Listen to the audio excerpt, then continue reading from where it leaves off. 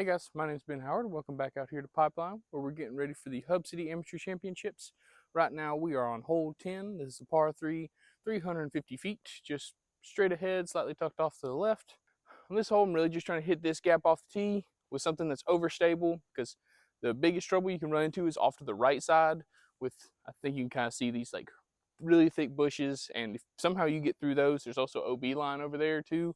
So I'm just going to try and hit something overstable through this gap. If you're trying to park it, you really need to challenge this tree right here in the middle of the fairway and either go just in front of it or just behind it. If you can do that, most of the time you'll park it, but really just trying to hit this gap with something I know I won't go right with.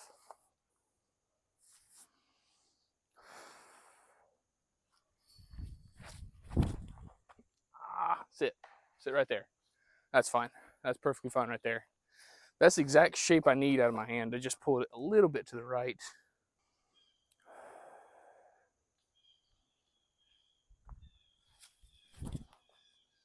Get around that. Yes. Filter. Ooh, really good skip. Oh yeah, that's perfect.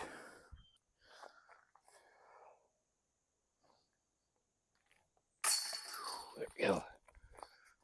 All right, guys, we're on hole 11. This is a par 4, 450 feet. Basket's down this way, through this gap, tucked off to the left a little bit. And this one, really just trying to throw something straight as long as you can through this gap and make sure that it fades at the end. Granted, there's a bunch of trees in the middle of the fairway, so odds are you're going to hit a tree once you get down there if you do hit the gap like you want to. But even then, you're probably going to have like at most a 200-foot approach shot. And it's a pretty tricky green to approach into. So the closer you can get, the better. But this one, on the tee shot, the biggest focus is just trying to hit this gap.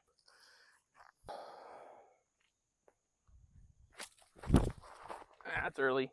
We'll get through though. Okay, I think I kicked left, which might not be too bad. I just have to see once we get over there. But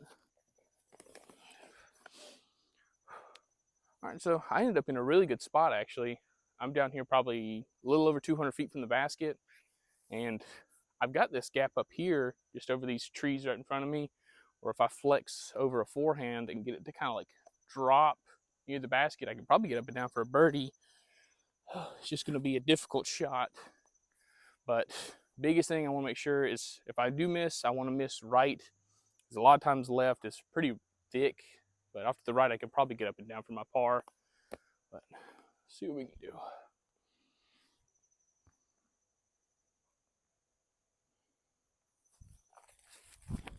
Oh, too low. Get through. Go. Okay, that's fine. I can get up and down from there.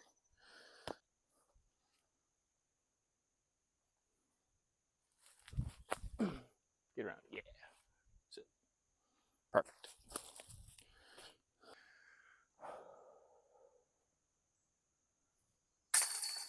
There we go. All right, guys, we're on hole 12. This is a par 3, 391 feet. Basket's down here tucked off to the right. Biggest thing to pay attention to is the tall grass long is out of bounds, and the basket's probably like right at 10 feet short of that OB. So typically the best play for this hole is a power forehand with something really overstable that you can kind of get to skip in this like dirt patch you can kind of see straight in front of us and get up there to the basket. And most of the time it works out pretty well, because you're getting a lot of left to right movement. You're not getting a lot of forward movement, so that OB doesn't really come into play.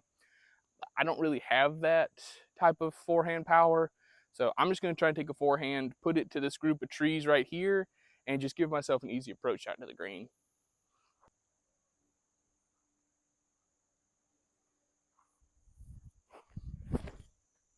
Ooh, fluttery, but that should work.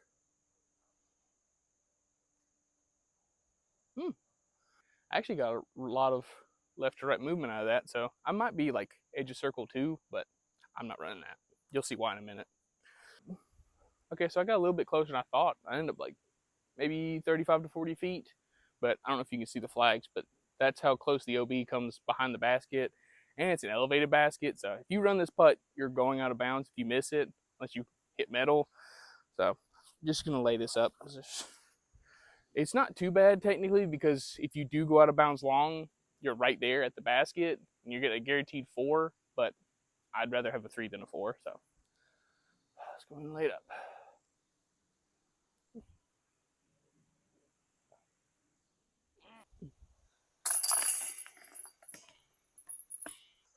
All right, guys, we're on hole 13. This is a par 3, 320 feet. Basket's up here through this gap, tucked off to the left. Biggest thing to pay attention to is we got OB all along the left side. I think comes up off the creek. I don't know if I can't. Well, yeah, I see the flags. They're like right along the edge. So if you hit anything and kick left, you could end up kicking out of bounds, which would be pretty rough considering you'd still be in a lot of places you'd still be pretty deep in the rough and out of bounds. So definitely just want to throw something that I know will hit this gap and just push straight. Don't really want to bring too much right to left movement into it unless I just want to park this hole, but I'm just going to try and throw something straight through the gap and just try and miss that tree in the middle of the fairway.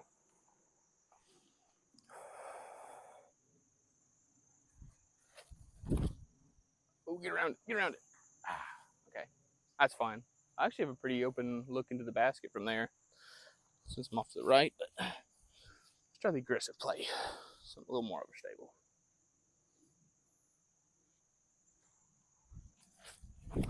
Oh, that's gonna skip too. Okay, yeah, that's not out of bounds, but that's gonna be like mandatory forehand roller. That's it's just rough over there. So I'd much rather be off to the right than the left.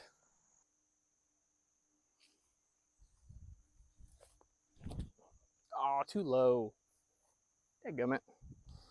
Right in line too. So I did it again. I caught myself playing scared because I was worried about going out of bounds left. I don't know if you can see it, but there's like that cutout right there next to the basket where if you do throw something too high or with too much speed, you can go out of bounds left. And so I got too scared and tried to throw it softer and just threw it in the ground. So no more of that. I'm trying to play aggressive. Let's go ahead and throw it in.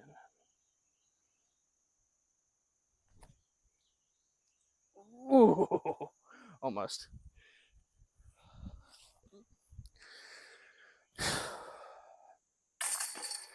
All right, well. All right, so that's pretty much the last birdieable hole on the back nine.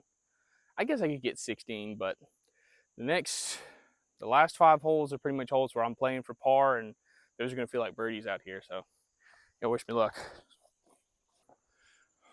All right, guys, we're on hole 14. This is a par 3, 315 feet. Granted, it plays about 450 feet because we're going uphill and way right. This one, I don't even think I've ever been in circle 2 before on this hole. So I'm just going to try and throw forehand to the middle of the fairway, kind of just straight in line with this middle gap, and then just try and see what kind of approach I can give myself to the green. Just get it out of here with the par, hopefully.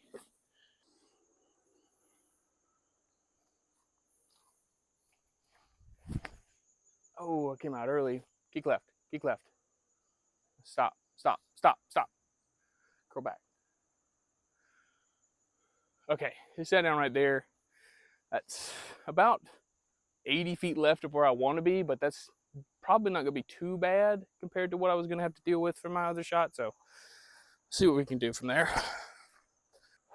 Okay, so I'm actually not really in a bad spot. I've got a straight shot up to the basket, but as you can tell, this is going to be a pretty tight shot. Just got to hit my line, be committed.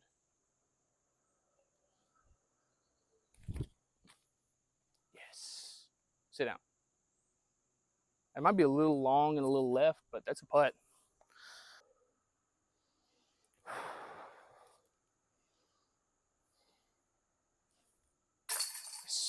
Ooh, I need that. That's such a good par on this hole. Whew. All right, guys, we're on hole 15. This is a par 3, 380 feet. Basket's just straight ahead. Not really too much of this hole. Just got to throw something straight as long as you can. Even throwing like a putter is fine on this hole, as long as you can just keep it pushing straight the whole time.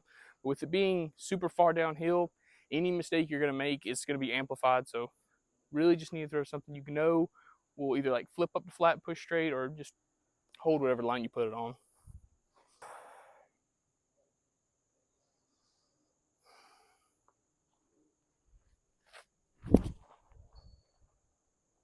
get off that tree. Oh, sit. Okay. Pull that just a little bit, but I'm still in the fairway, so we're good. So I actually ended up getting a pretty decent forward kick and got down here to where I'm probably right at 200 feet to the basket. But since we're going so far downhill, give the Sonic a chunk up there.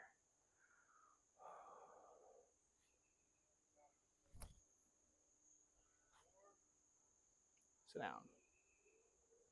Okay. Faded out a little bit on me, but that's well inside the circle.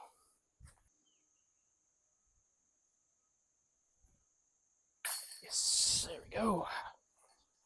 All right, guys, we're on hole 16. This is a par 3, 358 feet. Basket's through this gap, way uphill, took slightly off to the left. Biggest thing you're trying to do, obviously, is hit this gap, but you don't really want to go too far once you get through the gap, at least straight. You want to kind of have something that'll push straight and bend left at the same time. That's what I'm going to try and do with this one.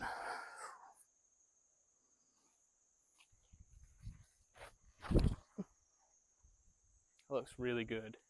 Fade. Okay, I'll be really curious to see what that is. That should be putting, but we'll find out together.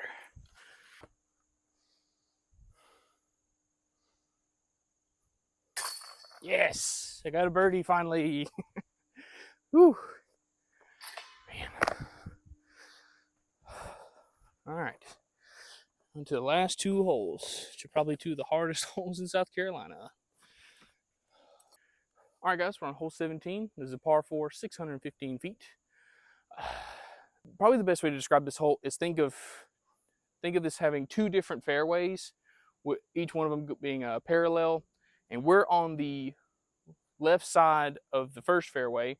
We're trying to go over the top of the first fairway on our tee shot, go through the wood line, which is the divider between the two fairways, and we're going into the second fairway on a perfect tee shot.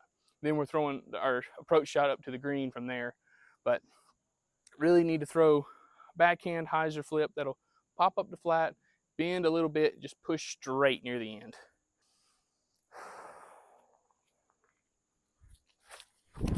Oh, get through. Sit, sit. Okay. That is so unbelievably lucky. I'm actually out there in the fairway at all. Oh, let me throw another one because that's just gross.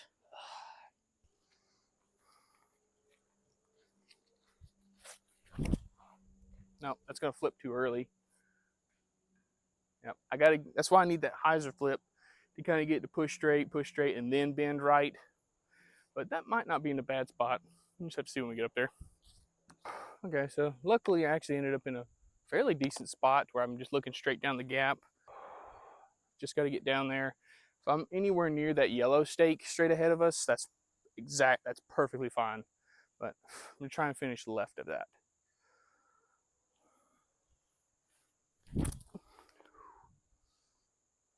Oh, dang. Go, go, go, go.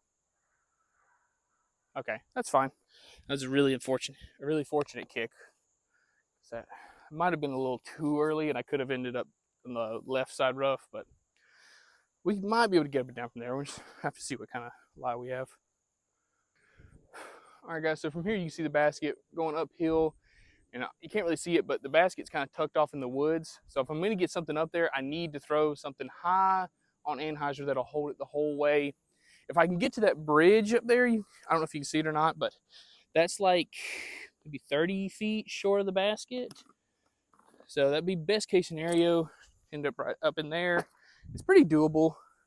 We got a tailwind, so it's gonna make the shot a little bit more difficult than it needs to be, but just gotta commit to this line. High, anhyzer, you have to flex out a little bit.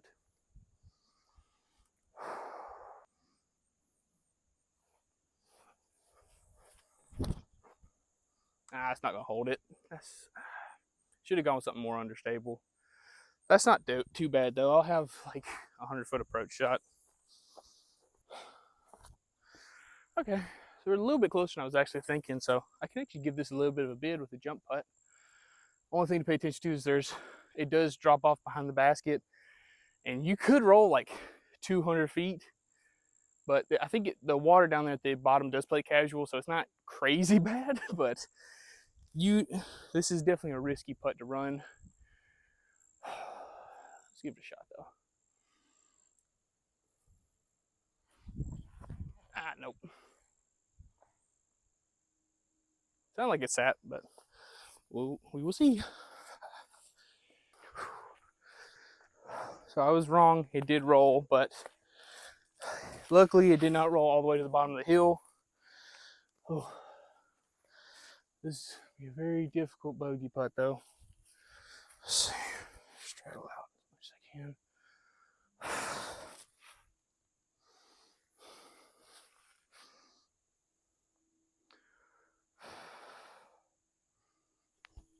Come on. Oh, man. Ah. Well, if there's any hole I would expect to get a double bogey on, it would be this one or next one. So, man, that would have been nice to get though. Let's go birdie 18 though. All right, guys, we're on hole 18, final hole of the video, and probably the hardest hole in the course. This is a par 5, 784 feet on tee shot. We're trying to get past this group of trees where the yellow basket is. And if you can do that, you set yourself up really good for your second shot, which is down like a 300 to 350 foot fairway. It's probably like 8 feet wide the whole time, surrounded by rough. And then the basket's uphill, probably a good 20 feet maybe, but it's kind of gradually going uphill for like 150 feet. So if you can, so the perfect shots are past that group of trees, down the fairway to the base of the hill, then throw your approach shot up to the basket. A lot easier said than done. So y'all wish me luck.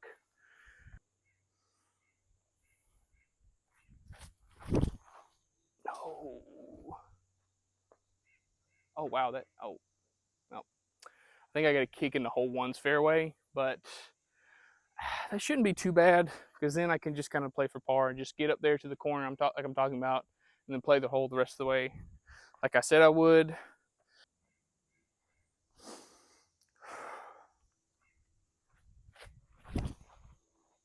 There we go. I actually hit the gap, but that's gonna fade out on me.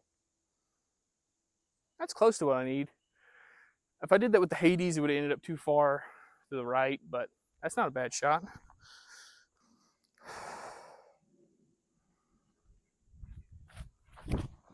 There we go. Ah, it's still gonna fade out on me. Oh, I got a huge skip too. That's why I want the Hades, because I know I'm not gonna get that late stability once it gets to the ground. I need it to just kind of push up, flip up, and just push straight the whole time. So I just got to hit the line. It's not that hard of a gap to hit. I just got to do it. But it's a very intimidating hole.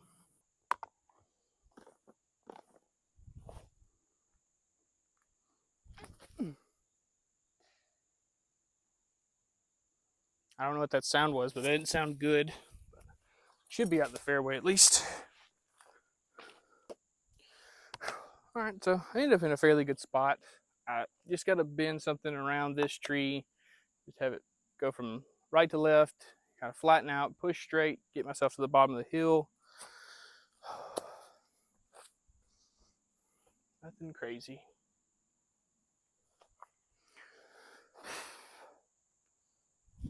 Oh, that's so bad. Ugh. Golly, I grip locked that and threw it on way too much anhyzer. All right, let's try this again. There we go. Why that was so difficult the first time. Oh, okay, that's fine. I can get up and down from there.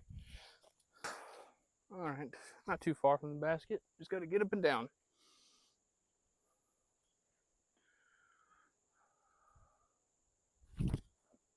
Ah, sit, sit, sit. Oh, good kick.